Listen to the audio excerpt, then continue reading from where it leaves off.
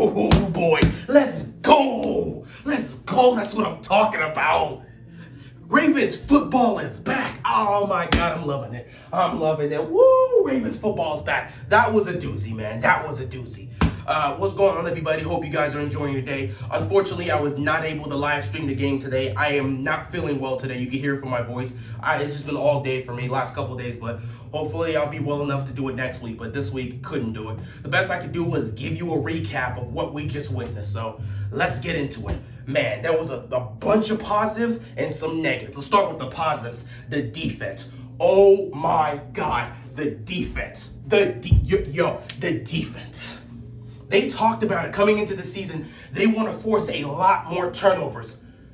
Well, if today's performance is a sign of things to come, then we are really going to see something special from this Ravens defense this season. These guys forced 6 turnovers today. 6 turnovers. 3 picks, 3 forced fumbles. I mean, my goodness. They had 3 turnovers in the first quarter. Our starting defense went out there and terrorized Taysom Hill. I ain't gonna lie, Taysom Hill was making some nice throws down the field, but as soon as that first fumble happened, it was a wrap. They couldn't get anything going. Also, in terms of the running game for the Saints, they couldn't run on our starting defensive linemen. They couldn't get 3 yards on these guys. No run game, and turnovers happening left and right throughout the quarter. Starting defense was booming. And it did not stop when the starters came out. Yeah, we started giving up some big runs, and it is unfortunate. Obviously, your starters come out, that's going to happen. But they didn't stop with the turnovers. They forced more turnovers, man. Geno Stone, I told you guys I loved Geno Stone, and I believe he could make an impact on our defense. Man came out here and got 2 interceptions. 2. And another person I love, the rookie, Shaun Wade. I said he's going to make an impact as well. He sealed the game with an interception. So 3 interceptions from two of our young guys in the secondary. Fantastic job. Washington, man, the undrafted free agent, man, the undrafted guy, he came out here today. And, man, he made an impact. He was all over the field. All game, I'm just hearing this young man's voice, just hearing him all over the place, making plays after plays. You're seeing him all over the field. He's working hard. He is working hard to make this roster. And those are the type of players we need on this team. So good on him, man. Patrick Queen. Oh, my God, Patrick Queen. He is set up to have a big year. The man made back-to-back plays. On the second down, he just lit up the back. It was a screen pass. He just lit this dude up and put him down. He ran across the field to get this guy and just laid him out. And then third down, he chased after Taysom Hill and just dropped him. I mean, Patrick Queen, he's just ready to go. Patrick Queen is a made man, and he's ready to show off and take it to the next level this season. I cannot wait to see what this man's going to do this season. Whoo, man, whoo. Just the defense in general. I do not have any more praise I can give to these guys, because we'll be here all day if we're going to talk about the defense. Fantastic job all around. Obviously, there were some mistakes here, couple holding calls here, unsportsmanlike conduct here, young guys just making dumb decisions and, rookie mistakes. It is what it is. It happens. But overall, this defense was fantastic. The defense was spectacular. 6 turnovers. Oh, my God. If this is a sign of things to come, we are in for a special year for this defense. Ooh, man, 6 turnovers. As a Ravens fan, 6 turnovers. That gets you, man. That gets you pumped for the season. I know it's the preseason, but 6 turnovers? Your defense forces 6 turnovers in a game? Oh, man. That gets you pumped up, man. That gets you pumped up. And I'm so hyped. I cannot wait for the regular season, because once it's go mode, this defense is going to be ferocious. So good on them. I just want to talk about the defense all day. I just want to talk about them only. But we have to get to the other side of the ball, and, we got to get to the negatives. First of all, Bozeman.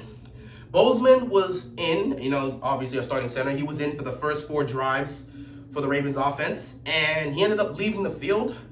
I think after the 4th drive, he left the field. Something happened. He went in the tent, and next thing you know, we're getting reports that he's going into the locker room. Turns out he suffered an ankle injury. So guess what? Bozeman has just been added to the list of injured offensive linemen. So when you count up the total, we only have 1 healthy offensive lineman. And that's Villanueva. Everyone else is either coming back from injury or has already suffered an injury. It's just like, our starting O-line has 1 healthy guy. 1. That is a concern.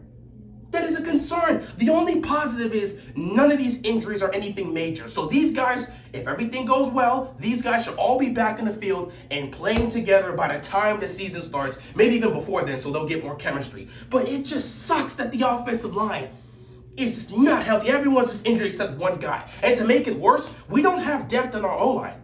Like the guys who were playing out there today, these guys are not ready. They can't do it. I'm telling you, man. They just did not. There was no protection throughout the entire game. No protection. It just looked like guys that either just are not good at what they're doing, or, which I feel like plays more of a role, they're just not used to the positions they're playing in. They're not used to playing together. The offensive line we threw out there was a bunch of guys that really haven't played together that much, so the chemistry's not there. So the O-line, we don't have depth there, and then our starters are dealing with injuries. This is a major concern. This is really a major concern. I'm hopeful that they'll all be healthy back and back in practice in time for the regular season and stuff like that, but still, that's a concern. You only have one healthy offensive lineman out of all your starters. That is a concern. So yeah, offensive line, man, that's tough. That's tough. Other than that, it's really just the offensive line to talk about. That was really the biggest negative of this game, the offensive line, the main concern. So Lamar, you were doing a lot of running around last year. I hope I really hope, man. I really hope you're prepared this year, because you're going to be doing a lot more running around. Not to take off or, being involved in any quarterback design runs, because I think they're going to pull back on that. No, you're going to be running for your life, because this offensive line, you were doing that all last year. You're about to do it again this year, so just prepare yourself. Man, the offensive line in this game, all I can do is just say bad, inconsistent, couldn't protect at all. Both quarterbacks that were out there couldn't get much protection. They were running for their lives. It was unfortunate. Nothing could really be done. Offensive line was the biggest negative of this game. So moving that out the way, let's speak on the quarterbacks, because we have a quarterback battle happening between Trace McSorley and Tyler Huntley. And I'm going to be honest, from what I saw from both these guys, they actually really performed about the same. In terms of passing, both of them performed relatively the same. Their stats were very similar. Not to mention, both of them did make a mistake and cause a turnover. So, you're looking at it, and they played relatively close in the passing game. Yeah, they were relatively close in the passing game. Excuse me. They were relatively close in the passing game, so there wasn't that much difference here. However, the difference making was just in the abilities of each quarterback and the type of offense they were running. For one, in terms of Trace McSorley, when he was out there, he did not look good. To start off the game, when he was going up against the Saints starters, he looked pitiful. The offense was just an embarrassment in the first quarter. Couldn't move the ball. What, they had four offensive yards? Jesus, 4 total yards of offense was just... They couldn't move the ball. They couldn't get a first down. It was pathetic.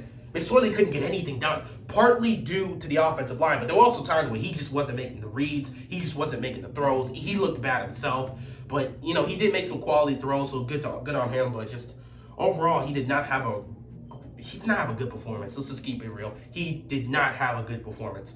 As for Huntley, it's not like he had a fantastic performance or a spectacular or even a great performance, but he had an all-right performance. I would say his performance overall was a bit better than McSorley in the pass game. Now, obviously, when it comes to the run game, it was completely different, because Tyler Huntley has the ability to take off and run. He has that athleticism, so he can just take off just like Lamar and create plays like that. And that's what he was doing. In fact, when he came in, if you compare their first quarter for each of these guys, the first quarter for McSorley, the third quarter for Huntley, when you compare it, McSorley was just lacking while Huntley was thriving, and they were moving the ball. They actually got a first down relatively early, and they were moving the ball down the field.